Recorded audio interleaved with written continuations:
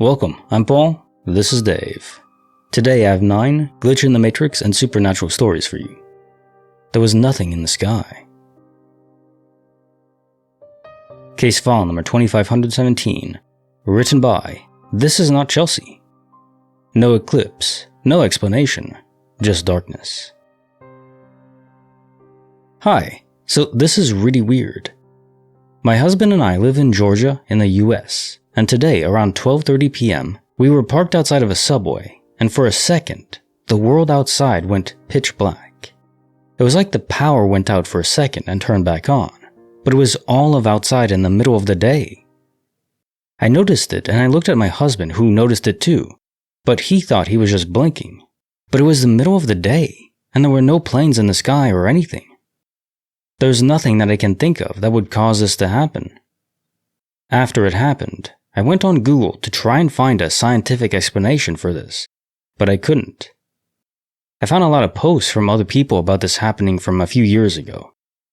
Nothing very recent though, so I'm wondering if anyone else experienced this today or recently. This has never happened to us before in our entire lives, and no one around us seemed to be acting different afterwards, so I'm not sure if people in our area noticed anything. I called my mom and cousin to see if they noticed anything, but they didn't. So I'm at a loss and I don't know what to think or how to make sense of it. Could it have been a meteor or an eclipse that covered the sun briefly? Well, towards your suggestions, no, to my knowledge that's impossible. An eclipse lasts way longer than a second. The moon literally just navigates across the sky in front of the sun, and because the moon is 400 times smaller than the sun, but 400 times closer to Earth, so the relative size in the sky basically is a perfect match. But it takes a long time, minutes at least, for the moon to navigate across the sky, across where the sun is. So it can't be an eclipse. And a meteor just isn't big enough for that. I mean, if it was, the Earth wouldn't be here anymore, or we wouldn't. In fact, a meteor skyburst just creates more light, not less. But yes, this sudden darkness, like the universe stops rendering for a split second, maybe a second, there are quite a few accounts of this happening. But it's usually in a very localized area, so calling your family members further away probably wouldn't do anything.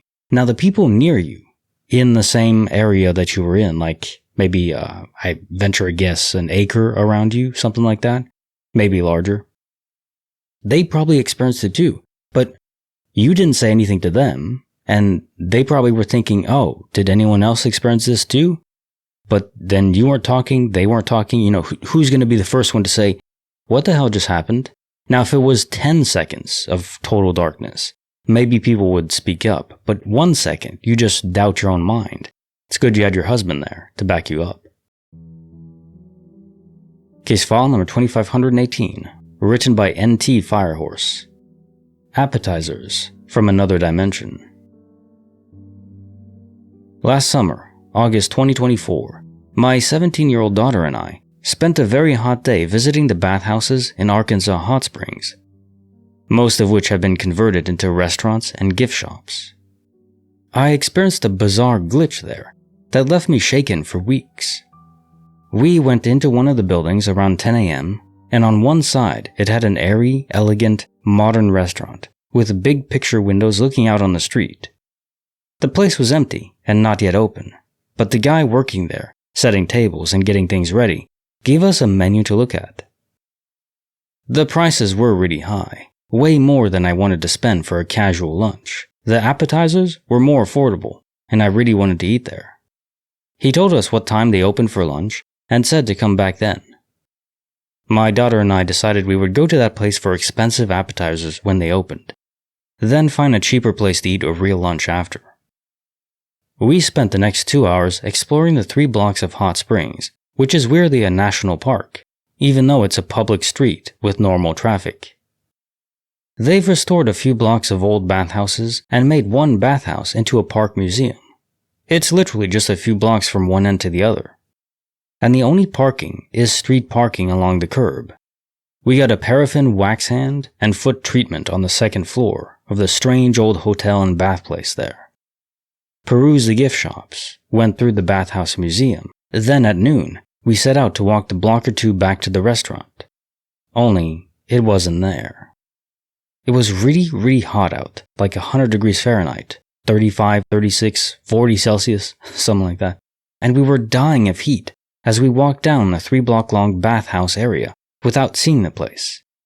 We turned around and started walking the other way, and after a few minutes, my daughter pointed and said, "There it is."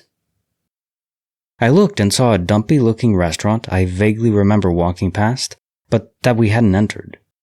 I told her that was not the place and insisted we keep walking. We got all the way to the other end of the street without finding the nice restaurant. It was so hot out, I finally said, "Fine, let's just eat at that place." Here's the freaky part. We walked inside and she said, "See, Mom, it is the same place." I was like, huh? It was a completely, and I mean totally different restaurant. This place had a podium thing where the host stood, and a refrigerated case of pies to the left. Not exactly elegant. I asked to see a menu, and it was the exact same menu I had seen at the other place. Same entrees, same high prices, and the exact same appetizers we had planned to order. I was certainly confused, and asked the guy if they owned another restaurant, since there was another place on that street that had the exact same menu.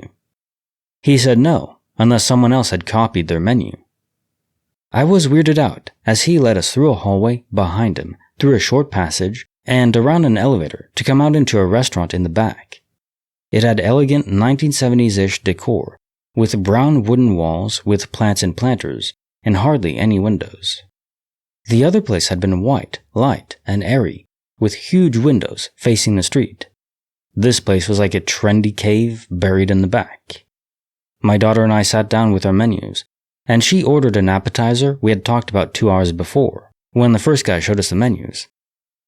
I kept saying, "But this was at a different place." We got into an argument because I kept insisting this was not the same restaurant, and she kept insisting it was. We ordered appetizers in silence. Finally, I couldn't stand it. I told her I was going back outside to find the other place. I left her there, eating her appetizers while I went back outside, and walked the entire length of the street both ways again, all in the jillion-degree broiling sun. Nothing. I went into every single building, and that place wasn't there. There was only one building I couldn't enter because it was closed, and had workmen on a ladder and construction debris around it. I returned to the restaurant and finished my food, feeling completely upset. We paid, and I told my daughter I wanted to leave Hot Springs. I had her drive as I sat in the passenger seat, slumped against the door, feeling awful and confused, and isolated from my own daughter because she remembered a totally different reality than I did.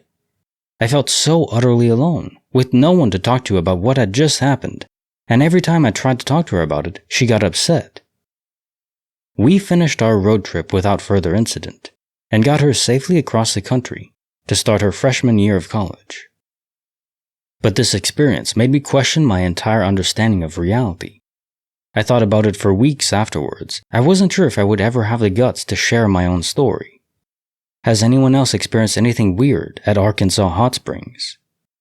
Well, I've never been there, but I can say, I wonder if she really did experience the other restaurant as well, but was honestly too terrified to confirm it. Some people just get too scared to admit that reality is shifting, even mercurial. Case file number 2519, written by His Moon 27, 8 Days Between Worlds.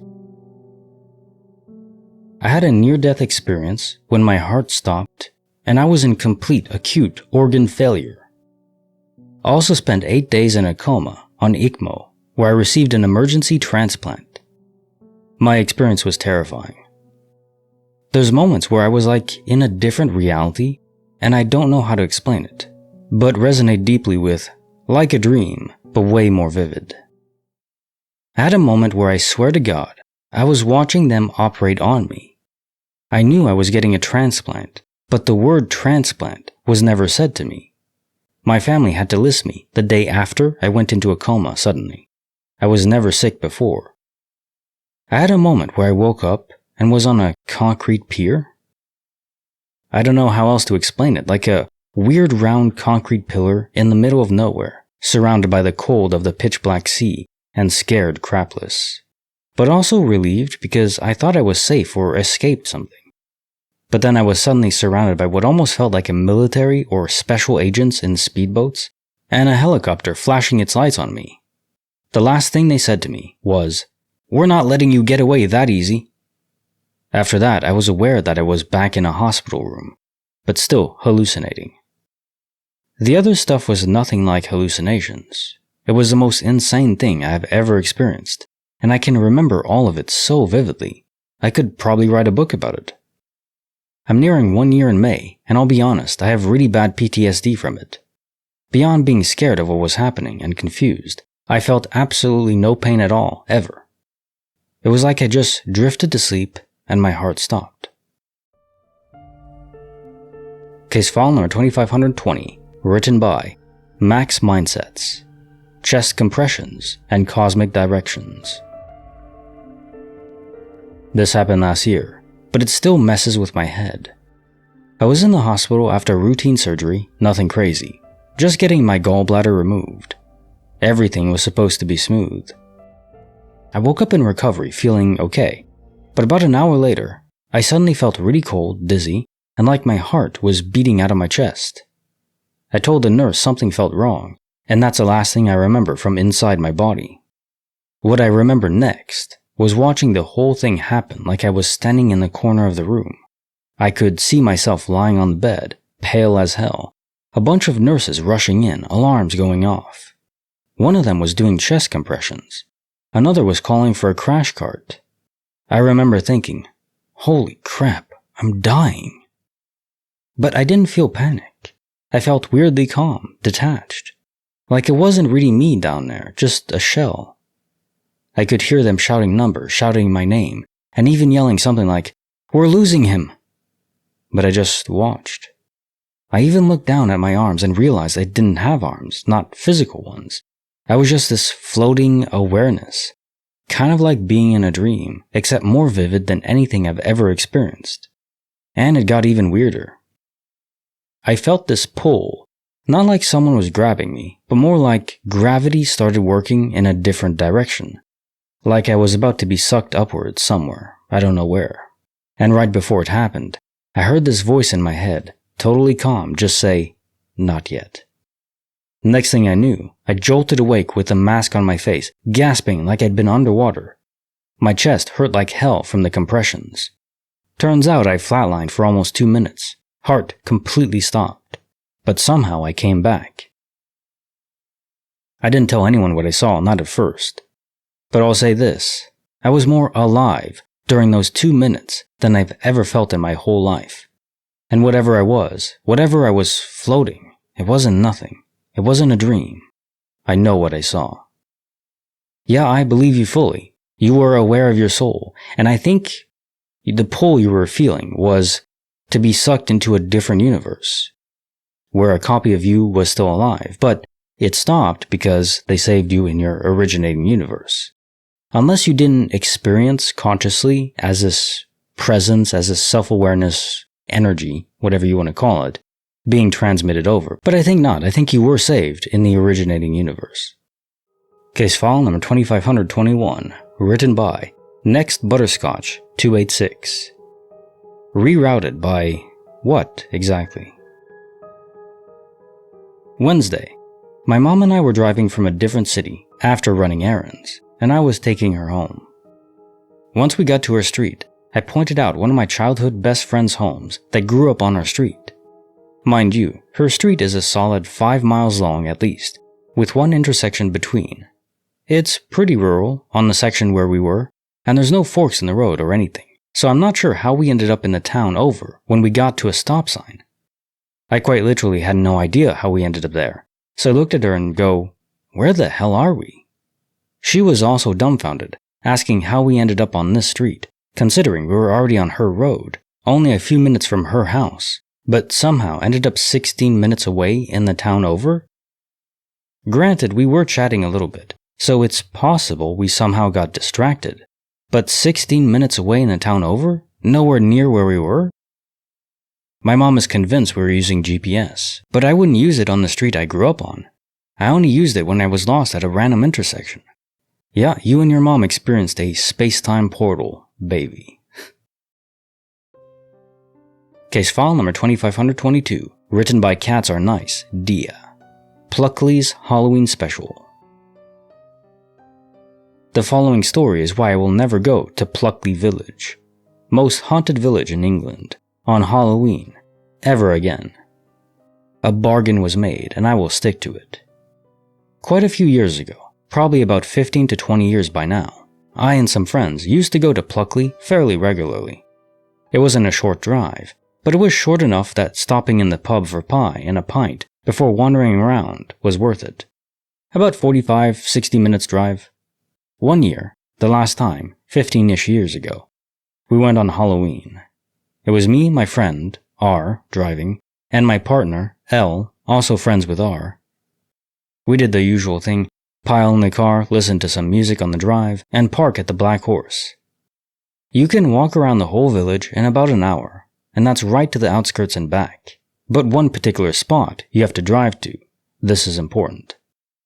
We went in the pub, all grabbed a drink and some snacks, and headed off.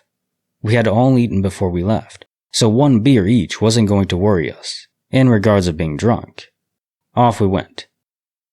We did the cemetery, a few ghosts including a few wailing women, a monk or two, a couple of shadows, a mother looking for her child, that sort of thing.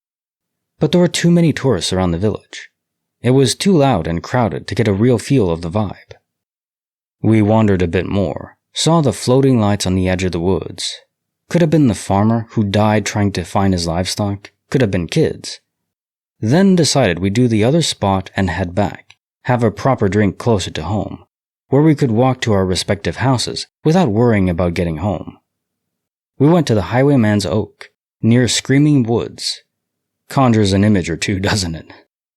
This spot is next to a field, and is said to be where a highwayman, caught by the authorities, was chased down and speared to the tree with his own sword, then left there to die. But yeah, sure, it's video games that cause violence. We parked the car and sat in it, chatting. Over the next hour or so, mist started creeping over the field and the road, and started gathering around the car. But it's October, it's nighttime, that's normal.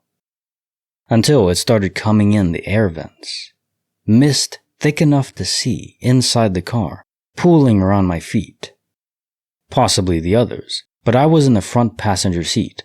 I couldn't see their feet. I feel a burning on my wrist, and a bracelet given to me by a friend. They're religious, I'm not really. For protection. A simple leather and wood affair is hot. Not just hot, burning. I start to take it off, but L, in the back, yells, "His necklace, this cross thing, is also hot." We turn the light on and turn to him. It's burned a hot cross mark into his chest and throat area. He starts to try and take it off, and it's my turn to yell, "No, leave it on. We don't know what they're protecting us from." I show him an arm, my arm, where my bracelet, I repeat, wood and leather, has singed marks. R looks sheepish, shows us a bracelet he had from a friend, a shark tooth and cord thing, which, apparently, to protect you from the gods of the water, according to a friend who got it from a tweaker in America, has started marking his arm. R starts the car. It won't start. He tries again. Still no luck, and the mist is so thick and so high, we can only see just over it. Not through it, no chance, too thick. And it's formed a white puddle around the car. In a ring from the car to about 6 feet out.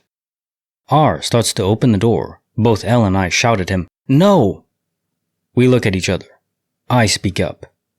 "Okay, we get it. We're not welcome here. We'll leave." Nothing. "How about you let us leave, and we never come back here on Halloween again?" The mist starts to fade. Car still won't start. "On my honor, we will never come back here on Halloween ever again." Mist almost gone. Car starts. R starts to speed away, but the car is heavy, dragging, headlights dim and flickering. Me. "Look, I made you a deal. Get off the car. We leave, we don't come back on Halloween. We don't bother you, and you don't bother us. Car drives normally. Headlights return to normal. Mist completely gone. Back at home, we go to our local spot, check marks on arms and throats. They're still there, but faded, almost gone, but still shining like a scar. By the next day, they're gone completely on all of us. I have not been back to Pluckley at all, let alone on Halloween, and I'm fairly certain I'm happy to keep it that way. Well, what a story. What was this mist entity? Holding the car and you hostage. Clearly it just wanted to be left alone, but was it a spirit? I've never heard of a spirit generating mist like this. Even being able to hold a car there. That's creepy. Case file number 2523, written by Affectionate Deal 635. The night I met a shadow, and it had a voice. This was quite a few years ago. We lived in a house that's only about 10 minutes away from where we live now. I'm 15 now, but it would have been maybe 5 or 6 or possibly a bit younger than that at the time. Now, every time before my dad came home from work, my grandma would always tell me to go up to his room so that I'd be asleep before he came back. What I always did instead was run upstairs the instant I heard him come home so that I would simultaneously stay up as much as possible and at least pretend to be asleep once he himself had come up. So that's what I did every time. However, there was one time where she told me to go upstairs before my dad came home, and I actually did it. I got in my dad's bed and I went to sleep. I was woken up at some point later and saw a completely dark figure at the foot of the bed. No distinguishable features whatsoever, just a solid black figure, as if it was a shadow or something. And I remember that it spoke to me in a high voice, but I can't remember what it said. I believe I spoke to it, but I can't remember that either. Anyway, I ended up going to sleep. When I woke up, I went downstairs and asked my grandma why she had been in my dad's room the night before. I had assumed it was her because of the high voice, though my grandma's voice isn't really that high. Her response was that she hadn't been. I then told my dad and grandma what happened, and my dad said that it might have been just him, and my tiredness messed with my perception. I believed it at the time, but I have no idea how my perception could have been messed with that badly. I have since told the story to quite a few people, including my dad and my grandma years later. The things I've heard as responses are that it could have been a dream or sleep paralysis. The thing is, though, that I had a lot of nightmares around this time. Despite being as young as I was always able to tell the difference between a dream and reality. My dreams have also never been realistic, to the point I thought they were real. The sleep paralysis theory sounds compelling, but I do not have a history of sleep paralysis. If it was sleep paralysis, I had never experienced it before, and have not experienced it since. It can't be that anyways, because I could move. One thing my dad said to me when I retold him this story recently is, "I don't mean to frighten you, but that house is over 150 years old. I'd just like to say that I do not believe in ghosts or anything supernatural. I'm a pure skeptic when it comes to things like this. And I would not blame you at all if you don't believe a single word I've just said. I want you to know that I don't believe that this was a ghost. I do believe that this has an explanation. I just don't have it. I think it could be a person trapped in limbo between universes, just their soul unable to cross over." Case file number 2524, written by Maskedman428. Employee of the month, more like target of the month. I used to work at AMC Theaters. It was the one by Grapevine Mall, if you're from Dallas. I worked there from winter of 2013 till spring of 2015, before bailing for another job. I used to be a dishwasher, so it was always a crap show from the moment you walked in until 2 a.m. when we closed. From Thursday through Sunday, it was hectic, especially if it was a big blockbuster film, like a Marvel movie or a Pixar movie, etc. Anyways, this particular evening, I came into work and it was a slow Thursday night, no big movie premiere, so I decided to take my break earlier than usual. I got the food I ordered, told my coworker I'm about to head out to my break, and left. So I took it upstairs to our break room. The break room was in the second floor on the other side of the building. Second floor is only meant for employees only, no one else. The room wasn't huge. It's almost the size of a master bedroom. and it had a small storage room where it mainly had old movie posters that were in theaters months ago. Anyways, I take my seat and I started eating my food. 15-20 minutes later, after being done with my food, I noticed I had 10 minutes left to spare on my break. So I decided to bullcrap around with my phone and just relax. I pulled out my phone and noticed some news updates surrounding CM Punk. This had to be around January of 2014, maybe early February, because it was around that time when he left WWE. I pressed a link regarding the news, and before I was able to read a single word off the article, someone whispered in front of my face, "Death." My eyes widened as I looked up. I was completely alone, and it felt like whatever whispered at me got right in front of my face. I didn't have an immediate reaction. If I had a reaction, it was mostly just processing if what I heard was real, or did I just imagine that crap? Before I was able to get up to explore the room, an employee walks in. He looked like he was in a hurry and got his stuff from the lockers that we had in the room. I remember just staring at him until he left the room because I thought someone was messing with me. And maybe at some point I thought he would look at me and say, "Yeah man, my bad, I was just trying to pull a prank." But the guy barely acknowledged my existence. As soon as he left, I got up and started walking around saying, "Hello, is someone else there?" Knowing damn well ain't nobody else up here but me. After no response, I told myself, yeah, that's my cue to go. I picked up my plate and headed back to the kitchen. I started asking other people if the place was haunted, while simultaneously telling them what had just happened to me. They told me yes, the place is haunted, and there's actually customers who have seen black figures by the doors of the theater rooms. I was like, y'all motherfrickers barely telling me now? I'd gone up there more than a dozen times at that point, and I never experienced no paranormal crap until that night. It stuck with me through the whole shift, to the point I was driving back home very cautiously, because a thought started to creep into my head that maybe it was a warning that I was gonna die during the drive. Obviously I made it home safe, but to this day I'm amazed how I was able to make out what the thing said. It was as clear as day. Case file number 2525, written by K but for real. A lady in white, a man in boots. When I was a kid, we lived in a house my dad built out in the country. This is important because I was there when we poured the foundation, built the structure, and finished the inside. No one had lived there before us.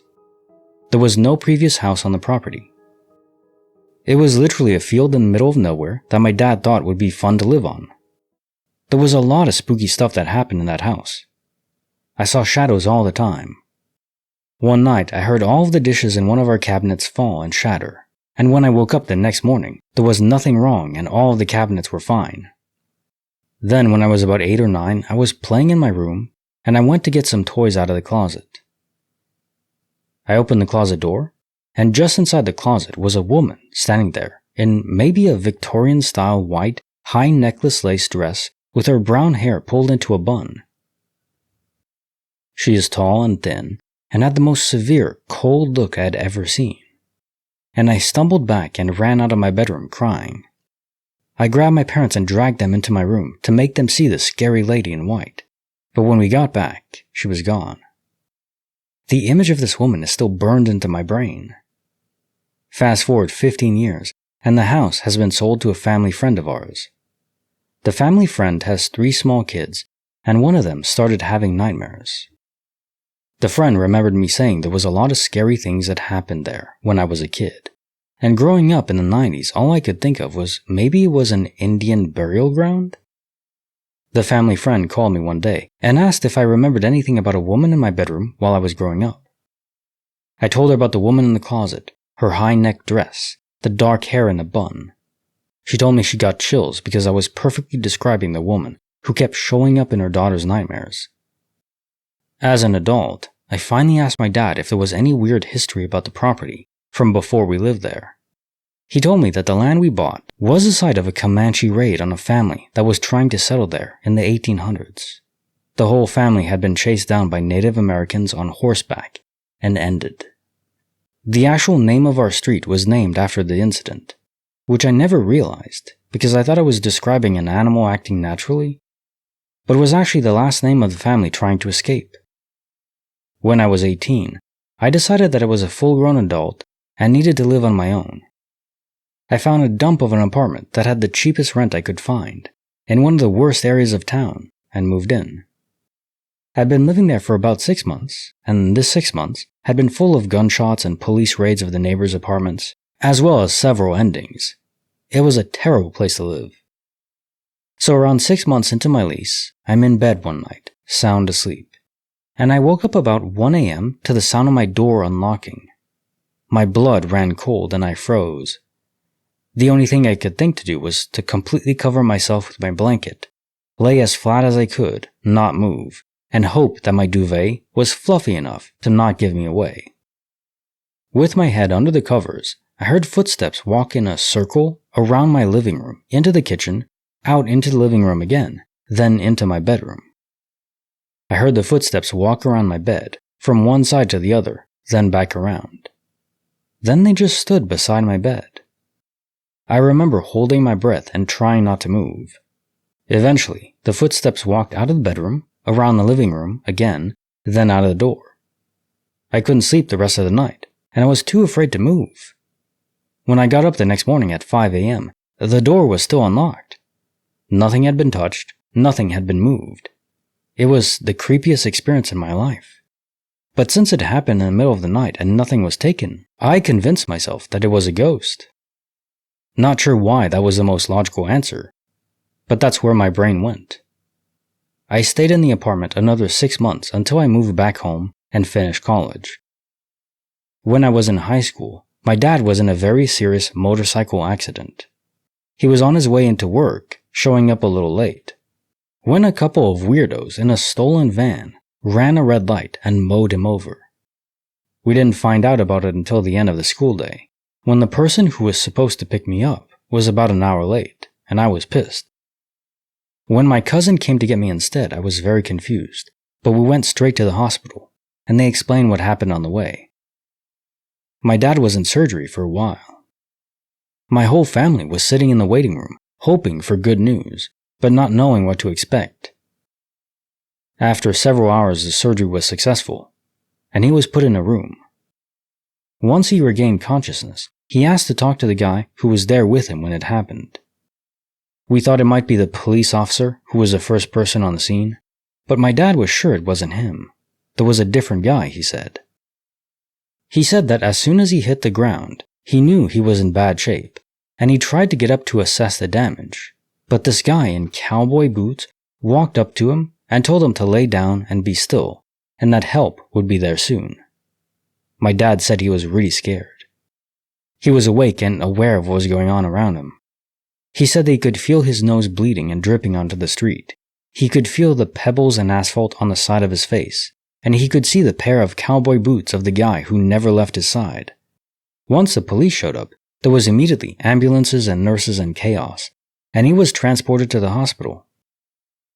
We finally got to speak to the police officer who was the first responder on the scene, and he assured us that there was absolutely no one there. My dad was conscious and laying on the ground under his wreck of a motorcycle, but there was no one there with him, and no one in the area. Family members tried to tell him that it was a Jesus in boots there to help him, but he said the boots were too real to be from heaven. My guess is it was a guardian angel, and my dad's just stubborn. We're all there sometimes, stubborn as an ox. But yeah, probably a guardian angel. Very cool last story. The lady in white, though, just sounds sad, not scary. Now time for the jokes of the day. The bartender says, "We don't serve time travelers in here." A time traveler walks into the bar. A pirate walks into a bar with a paper towel on his head. The bartender asks, "Hey, what's with the paper towel?" "Ah, I've got a bounty on me head." I asked my daughter, "What's a Mountain Dew?" She answered, "As far as I know, it just sits there." I told the joke during a Teams call, but no one laughed. Turns out, I'm not even remotely funny. What has 5 fingers, but is in your hand? My hand. Like the video, subscribe, hit the bell. Kinetic Symphony, signing off.